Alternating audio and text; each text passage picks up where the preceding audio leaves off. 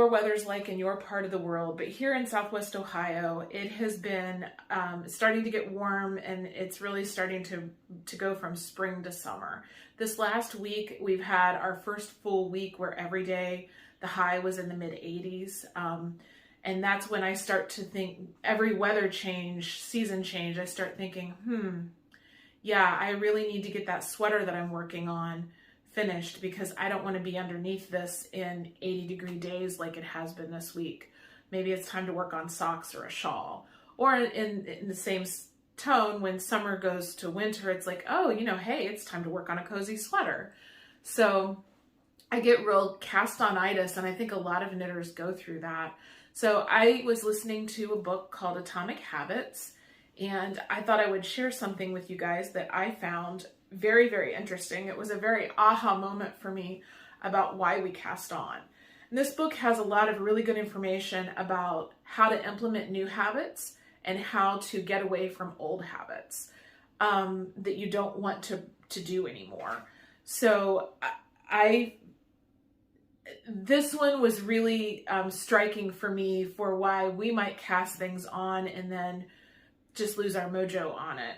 So I just want to read it. It's an excerpt. I think it's really close. I was listening to an audiobook, so I think it's really close to what was written in the book, but I don't want to say that it's an actual quote. So what I have written here that I think is what is actually in the book. Whenever you predict an opportunity will be rewarding, your levels of dopamine will spike in anticipation, and when dopamine rises, so does your motivation to act. It's the anticipation of a reward, not the fulfillment of it, that gets us to take action. So us anticipating that great sweater or those great pair of socks or whatever it is, that's what gets us to cast on. But then those dopamine levels start to, you get that first, oh yay, I'm going to get started. And then those dopamine levels start to go down, and then you lose interest in the project. So that's my theory on why we love to cast on. I would love to hear what your thought is, what you think about that. You just want to leave that in the comments down below. I'll also leave a link to this book, because I think it's actually a really great book if you want to implement or change any habits that you have that you don't like. So if you've watched my other episodes, you know that I tend to be a little frugal. So I found, I'm a gum chewer, and here in the States, like my favorite gum is called Extra, and it comes in these little plastic boxes. And I love these boxes to use for notions, because I can fit a pair of scissors in here.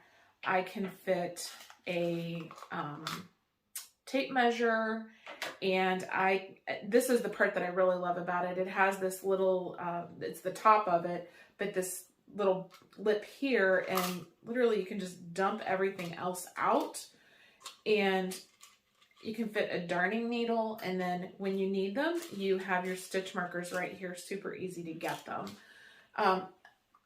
So I really like these. They're a great size if you just need to throw them in a really small project bag, like a sock project or something, because they don't require a whole lot. This is another small tin that I got with an Amazon purchase, I think.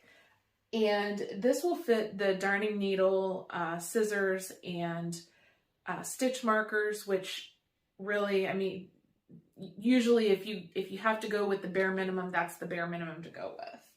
And then this guy, I think I found him at Target, and like in the One Spot. And this is actually, it's really big, and you can fit a lot of stuff in here. So I like this if I need something that's still compact, but I need to fit, a few more things for whatever reason, different tools, that sort of thing, if I need to fit a little bit more in here. So those are things. What are your favorite reusable items that you have? Tell me down below.